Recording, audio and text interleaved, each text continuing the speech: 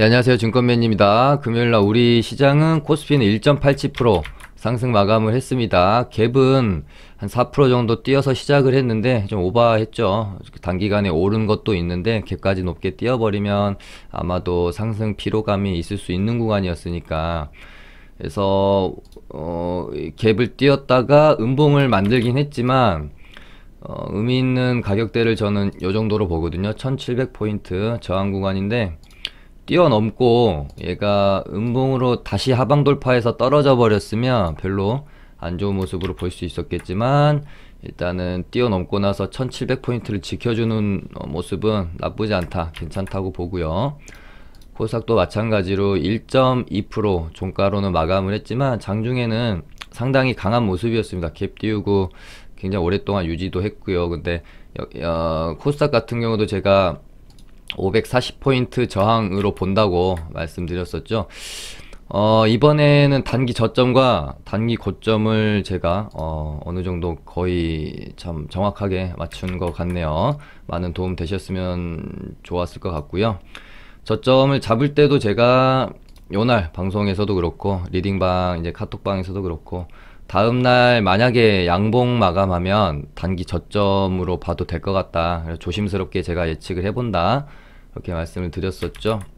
그리고 이날 폭등이 나왔고요. 이날도 어떻게 보면은 이제 많이 올랐기 때문에 워낙 급등 후에 폭락이 나오고 이런 장이었으니까 부담스러울 수도 있었는데, 하루 더 상승이 나올 것 같다라고 말씀드렸었고, 이날 모습을 보니 이 추세가 예사롭지 않은 거죠, 힘이. 그래서 하루 정도 더 오를 수도 있을 것 같다, 그렇게 말씀드렸는데 한 이틀 정도 더 상승이 나왔습니다.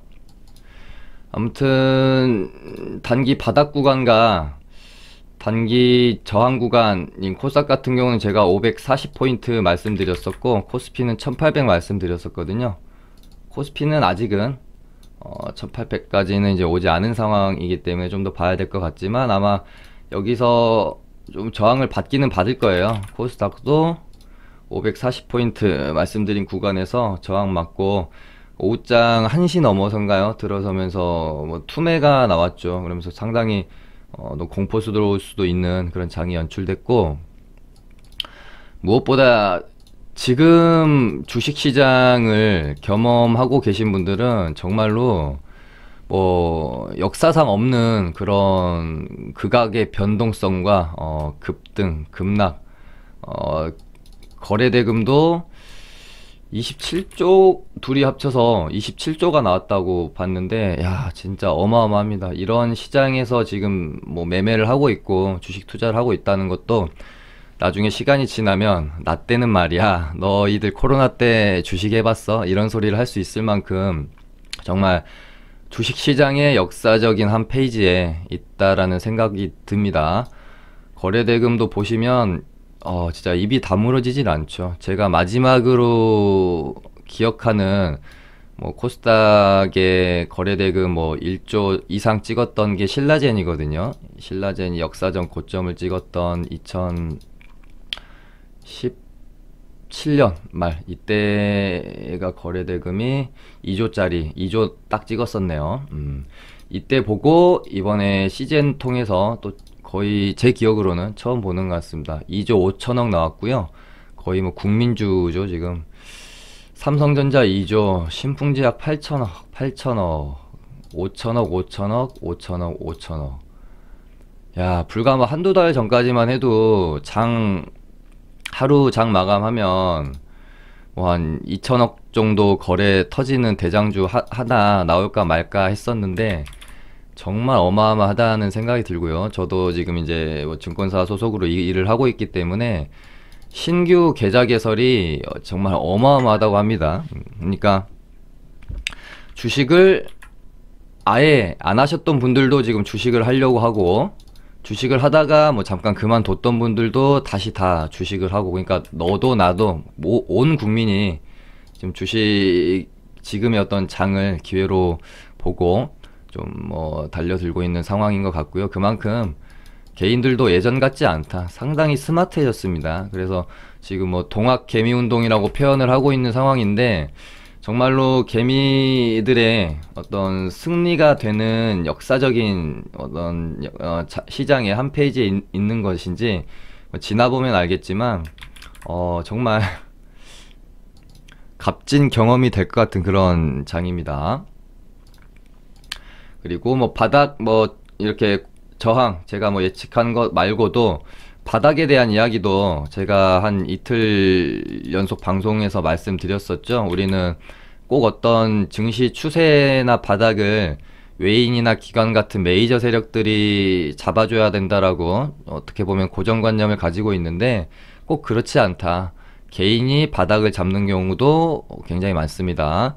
그래서 오히려 어떤 시장 상황에 의해서 바닥이 잡히면 오히려 리스크를 지고 싶지 않은 메이저 세력들은 이런 구간에서 바닥이 잡히고 나면 그때서야 공격적으로 들어오면서 추세를 만들어주는 특성이 있어요. 그래서 바닥은 개인이 만들고 추세는 또 외국인이나 기관이 끌고 가는. 근데 이제 이런 와중에 조금 안타까운 것은, 예를 들어 이런 식으로 바닥이 뭐 만들어졌다고 치죠. 그러면은 애써 그 큰 리스크를 지고 돈을 써서 바닥을 만들었던 개인 투자자들은 어설프게 또 이런 구간에 많이 나갑니다. 많이 팔고 나가요. 못 견디고. 그러니까 리스크는 많이 지고 먹을 때는 많이 먹지 못하고 거의 대부분이 이런 구간에 팔아버리죠. 삼성전자도 이번에 보시면은 바닥에서 그렇게 많이 샀는데 잠깐 올랐을 때 또 개인 투자자들이 많이 매도했잖아요. 오히려 또 외인들은 리스크 지지 않고 바닥 다지어지고 나면 안정적인 구간에서 들어와서 추세를 만들어내고 고가권에서 또 개인 투자자들에게 넘기고 나오는, 사실 시장은 그런 식으로 좀 반복이 많이 되고 있는 상황이라고 보시면 될 것 같아요. 그리고 미국의 2조 2천억 달러짜리 경기부양책이 지금 하원도 통과를 했죠. 유일한 이제 단기적으로 바라보는 유일한 시장의 악재일 수 있는 리스크라고 생각을 했었는데, 다행히 하원도 이제 통과를 해서, 그러니까 앞전에 2번 부결이 됐었잖아요. 이번에는 방송에서도 제가 말씀드렸었죠. 엊그제 수요일인가 목요일 방송에서 트럼프라는 사람이 어떤 사람인데, 어찌됐건 통과는 무조건 시킬 것이다. 중간에 그냥 공화당이랑 민주당이랑 그냥 줄다리기 정도 하는 거죠. 하원을 통과했고 이제 트럼프 서명만 하면 발효가 된다고 합니다. 그래서 일단 시장에 쏟아낼 수 있는, 시장에 쓸 수 있는 경기부양책 카드로는 거의 사실상 마지막 카드이지 않을까 해서, 기분이 좋으면서도 또 조금은 조심해야 되는 것도 맞겠다는 생각이 듭니다. 여기서 이제 더 이상 쓸 카드가 없기 때문에 시장 참여자들이 어떤 기댈 구석이 없잖아요. 여기서 혹시나 또 증시가 약세를 띄었을 때 그런 부분은 조금 염두해 두고 시장에서 우리가 대응을 좀 해 나가야 되겠습니다. 그리고 무엇보다 지금이 물론 바닥이냐 아니냐 조금 더, 물론 가능성은 상당히 높게 보고 있습니다. 요 정도에서 바닥이 잡힌 걸로. 하지만 지금 코로나 확산세가 좀처럼 줄어들지 않고 있고 오히려 더 심해지고 있죠. 상당히 미국이랑 유럽은 정말 심각한 수준으로 가고 있고, 우리나라도 줄어들 듯 자꾸 부분적으로 집단 감염이 발생하고 있고, 여기서 이제 코로나가 단순히 코로나의 확산세만 보면서 우리가 또 파악할 수는 없는 부분이고요. 이게 이제 장기화됨에 따른 기업들의 부도 사태까지도 염두를 해야 됩니다. 그리고 지금 우리나라를 비롯해서 금융기관들도 이제 제가 들은 정보에 따르면 꽤 지금 간당간당한 상황인 곳들도 많이 있고요.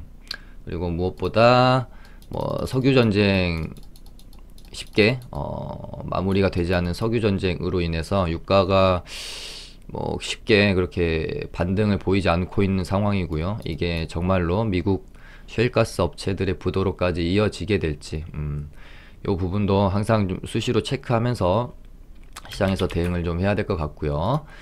그 다음에 금요일장 무엇보다 핫했던 것은, 그러니까 시장이 투매가 나오면서 정말 며칠 동안 그냥 미쳤다라는 표현이 나올 정도의 어떤 그 반등과 산승과 를 보여줬었던 코로나 테마주들 및 뭐 바이오주들 쪽으로 한 2, 3일 동안 돈이 완전히 그냥 코스닥 시장에서 몰빵되면서 오히려 다른 뭐 5G나 IT 반도체나 뭐 2차 전지 쪽으로는 반등이 또 시원찮게 나오는 소외감을 느낄 수밖에 없는 장이었던 것 같아요. 그러다가 제가 목요일날 방송에서 코로나주들 확실히 지금 과열권에 들어섰고, 그러니까 코로나 테마가 이대로 죽을 거라고는 생각하지 않습니다. 다만 상당히 과열권이기 때문에 조금 조심해야 될 필요성은 있다라고 말씀도 드렸었고, 저희 리딩반도 목요일날 현금 100% 만들어 놓고 금요일장은 관망을 일단은 하는 포지션으로 제가 말씀도 드렸어요. 그런데 금요일날 오전도 되게 뭐 이제 많은 종목들이 급등이 나왔기 때문에 소외감이 좀 들 수 있었지만, 오후장 투매 이거 뭐 가지고 계신 분들이 만약에 이 투매 예를 들어 변동성이 가장 컸던 애가 얘였던 것 같은데, 뭐 고점 대비, 왜냐하면 저도 이 종목을 가지고 있었거든요. 고점 대비 27% 8%짜리 투매가 나왔어요. 손실이 또 크면은, 그러니까 대응을 좀 잘못했다면 정말 손실이 클 수도 있는 상황이었고, 실제로 코로나 테마주들이 핫했던 2, 3일 동안 뭐 조금씩 벌어놨던 거 금요일날 오후장 투매가 나오면서 많이 좀 손실로 전환해버리신 분들도 많은 것 같더라고요. 그러니까 이런 부분을 제가 말씀드리면서, 그러니까 항상 뭔가 과열 조짐이 보일 때는 딱 하루, 길어야 이틀 정도만 참으면서 관망하면 상당히 또 기회를 찾을 수가 있는데, 우리는 이 하루 이틀을 기다리지 못하죠. 조급하고, 또 시장에서 가장 경계해야 될 게 소외감이거든요. 이 소외감을 견디지 못해서 계속해서 갈 것 같으니까 고점에서 따라잡고 그러신 분들도 좀 많으셨을 것 같은데, 제 예전의 영상에서 요거를 하나를 추천드립니다. 고점에서 물리지 않는 법, 시세 형성과 소멸을 이해하셔야 되고, 좀 기억하기 쉽게 제가 만들었던 말이에요. 생강장미. 그러니까 테마가 생성이 되고, 이 테마가 굉장히 강하다고 느껴지는 단계에 오고요. 그 다음에 야, 이거 진짜 장난 아닌데? 요런 이제 생각이 들 때가 있고요. 마지막 단계가 와, 이건 미쳤다, 진짜 미쳤네, 이런 생각이 들 때가 있잖아요. 그래서 저 같은 경우는 사실 딱 여기까지만 매매를 웬만하면 좀 하려고 하는 편이고요. 미쳤다는 소리가 나오는 구간에 들어서면 상당히 조심하는 편입니다. 물론 매매를 하기도 하지만, 이제 대부분의 제 방송 보시는 분들이 초보 혹은 아직은 주식시장의 경험이 많이 이제 부족하신 분들이 본다라고 전제를 하고, 뭔가 과열권, 우리가 진짜 야, 이거 미친 것 같다라는 생각이 드는 그런 구간에서는 조금 매매를 자제한다거나 대응에 자신이 없으신 분들은 관망하는 게 저는 방법이라고 생각하고요. 그런 구간에서 항상 잘못 이제 판단이 서게 되면 고점 매수가 되는 거거든요. 물론 다행히 지금 예를 들어 뭐 코로나 테마 같이 쉽게 죽기가 힘든, 정말 1년에 한두 번 나올까 말까 대장 테마를 하다가 뭐 고점에 좀 물리면 뭐 빠져나올 기회도 줄 수가 있습니다. 근데 뭐 이런 정말 뭐 옛날에 수소차 테마, 미세먼지 테마, 남북 경협주, 뭐 일본 수출 규제 관련 테마, 뭐 이번 코로나 테마까지, 요런 테마들 매매하실 때는 그나마 괜찮아요.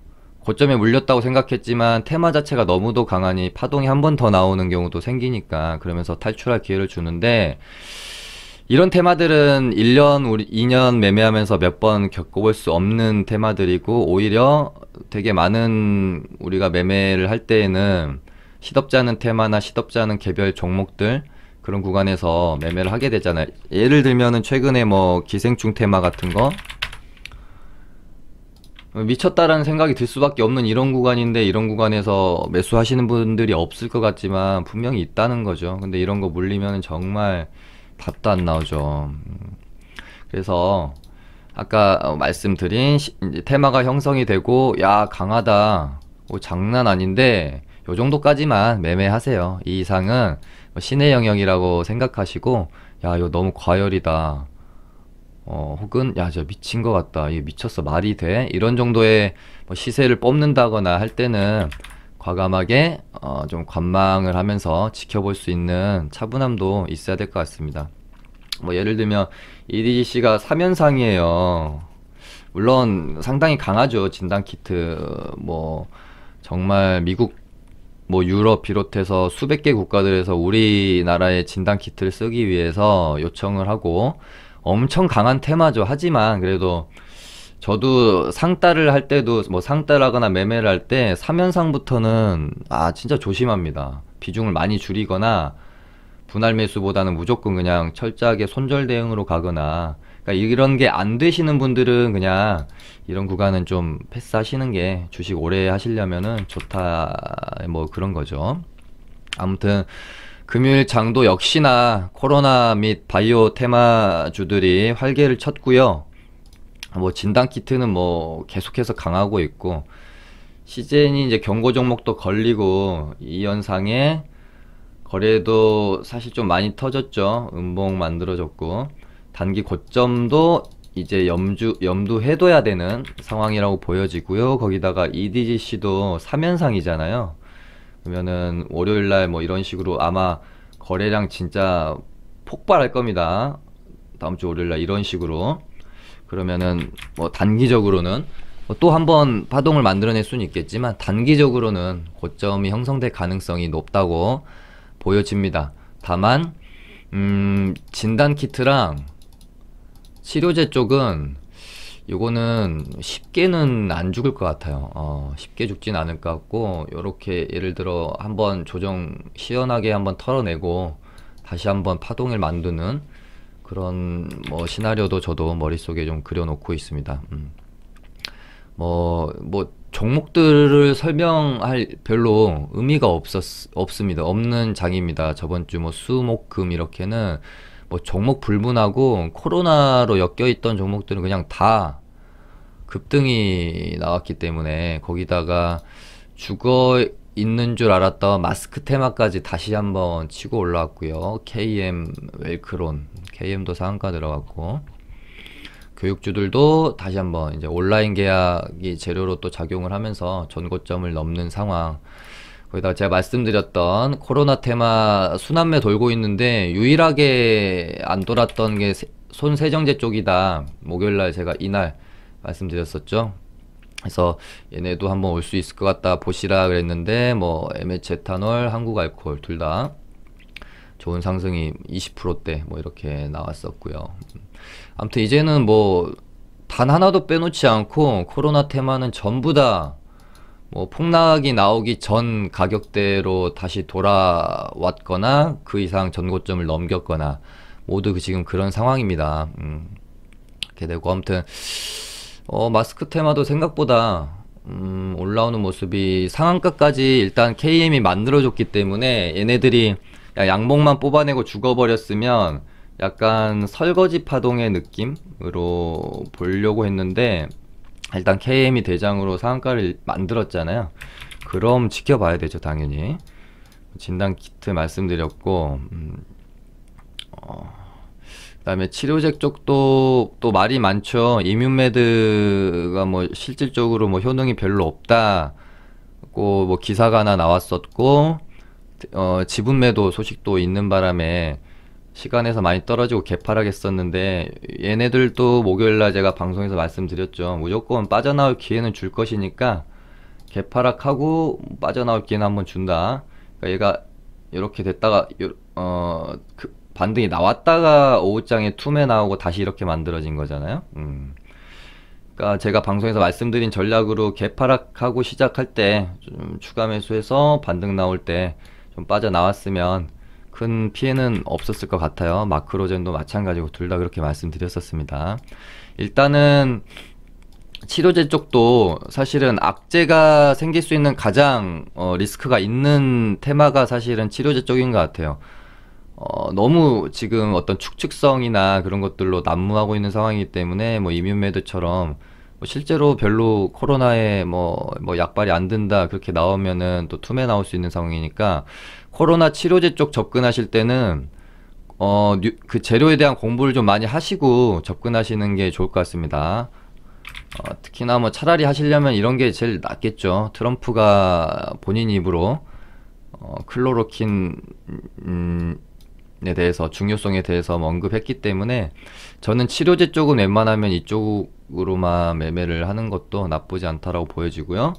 지금 사실상 악재가 가장 뭐 나올 확률이 없는 뭐 쪽은 진단 키트가 아닌가 하는 생각도 들고요. 마스크도 그렇고 뭐 교육주 쪽은 뭐 상황 진행 상황을 좀 지켜봐야 되겠지만 이제 어느 정도 재료 자체로는 뭐 더 이상 여기서 시장 참여자들한테 기대감을 심어줄 수 있는 뭐 그런 게 좀 없지 않겠느냐라는 생각은 좀 갖고 있습니다. 하지만은 뭐 종목 자체로는 너무 강하죠.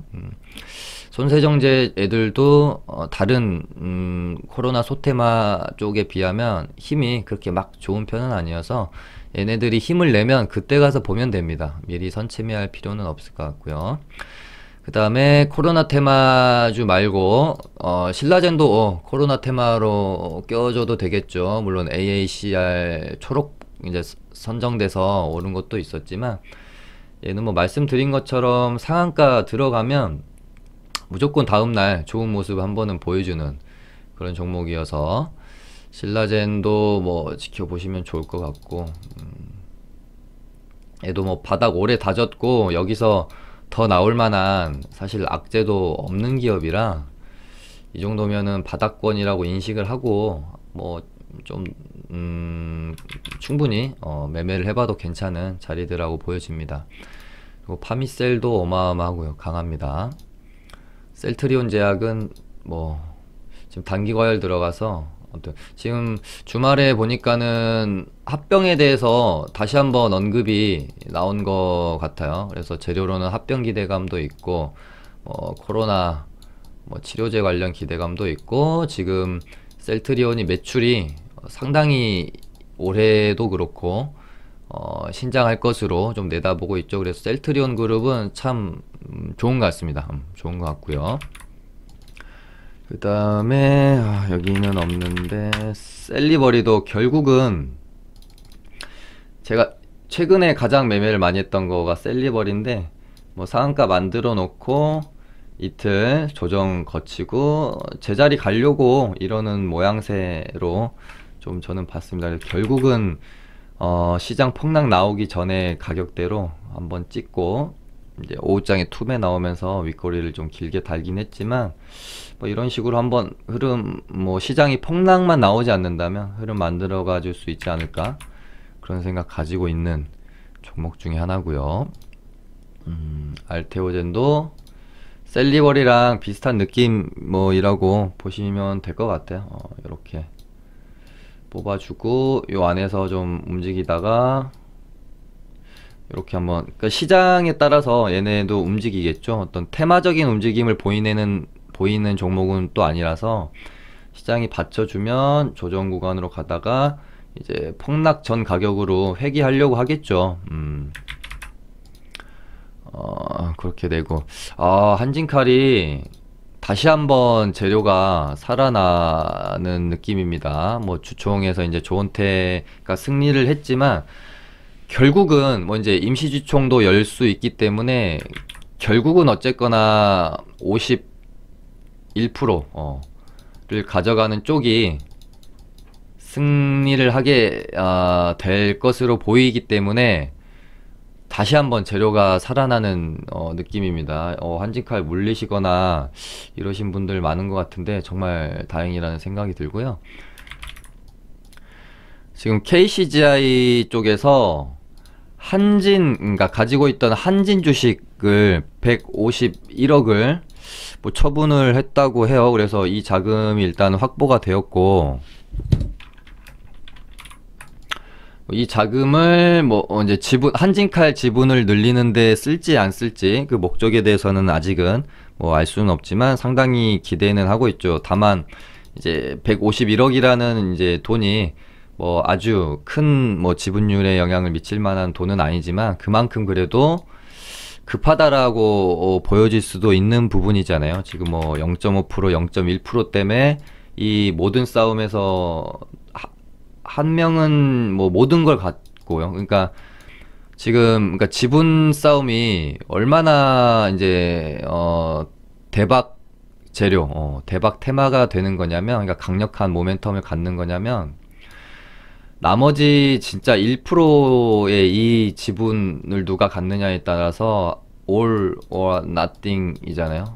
정말 모든 걸 갖거나 그냥 아무것도 아닌 게 되거나. 또 다르게 표현하면은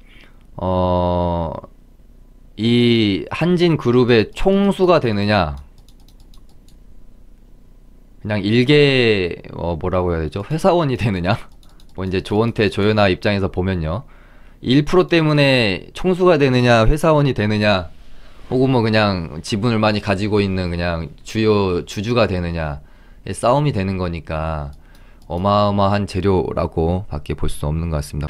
그래서 지금 조원태 쪽이 지분율이 41.4%로 추정을 하고 있고요. 지금 조연아 삼자연아 쪽이 40.12%로 지금 추정을 하고 있습니다. 정말 박빙이죠. 이렇기 때문에 야, 이거는 재료가 다시 어찌됐건 누군가 51%를 가질 때까지 끝나지 않은 싸움이 될 가능성이 상당히 높다. 그래서 저도 상따를 했습니다. 좀 들어갔는데 자금 조금 들어갔어요.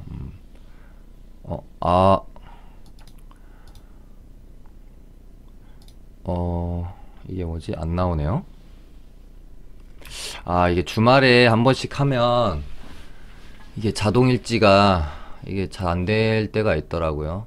그래서 오늘 이제 다른 거 제가 보여드리려고 한 게 아니라 그 코로나 테마 제가 코미팜을 가지고 있었거든요. 이런 어떤 투매가 나올 때 어떻게 대응을 하는가에 대해서 중요한 좀 팁 같은 것들을 좀 드리고 싶었는데, 제가 이 종목을 뭐 이런 구간에서 익절을 하고 나왔다가 뭐 좀 모았다가 여기서 또 익절하고 이 구간에서 다시 제가 매수를 좀 들어갔었거든요. 근데 갑자기 투매가 나와서 저는 항상 생각하는 게 아직도 근데 어려워요. 공포를 매수한다라는 게 아직도 어렵습니다. 근데 머릿속에 항상 염두해두고 내가 살아있는 테마에 살아있는 종목을 매수했다라고 하면 공포는 무조건 매수로 대응을 하자라는 마인드를 계속 이제 평소에도 심어요. 근데 이런 상황이 언제 어떻게 찾아올지 모르기 때문에 갑자기 닥치면 또 당황할 수밖에 없거든요. 많은 분들이 금요일 오후장에 코로나 테마주 들고 계신 분들은 진짜 시겁하셨을 거잖아요. 당황도 많이 하셨을 거고. 근데 그런 생각 항상 갖고 있어서 제가 일지 차트를 보여드렸으면 좋았을 건데, 여기 요렇게 떨어질 때마다 분할 매수했습니다. 그래서 반등 나올 때 어디였더라? 여기선가?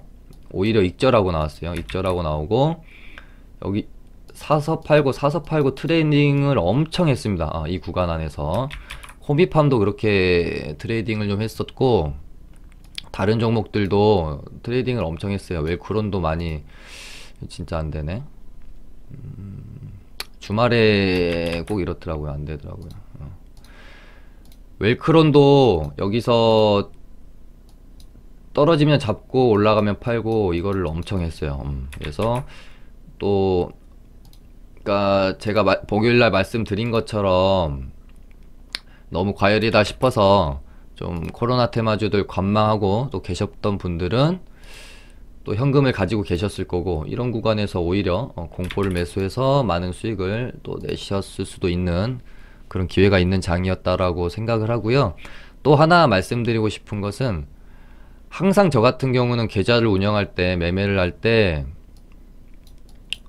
한 30%, 아무리, 그러니까 최소 한 20에서 30% 정도는 항상 남겨놔요. 아무리 뭐 지금 좋은 종목이 많이 보이고 해도, 그러니까 이 현금을 항상 남겨놓는 이유는 정말 기회라고 생각되는 뭔가가 장에서 나왔을 때 내가 이 기회를 잡을 수 있는 현금이 있어야 되잖아요. 그리고 반대로 금요일 같이 어떤 변수가 생겼을 때 대응을 하기 위해서 항상 이렇게 현금을 좀 놔두는 편입니다. 만약에 제가 막 여러 종목들 막 가지고 있어가지고 이런 구간에서 막 비중 엄청 많이 실려 있는데 이런 투매를 맞았다, 그래서 내가 여기서 분할 매수, 추가 매수할 돈이 없었다 그러면 그대로 이거 그냥 마이너스인 채로 물리는 거잖아요. 이런 부분들 때문에 항상 계좌를 운영하실 때 현금을 남겨놓는 습관을 들이시면 좋을 것 같습니다. 오늘은 이렇게 마쳐 보겠습니다. 감사합니다.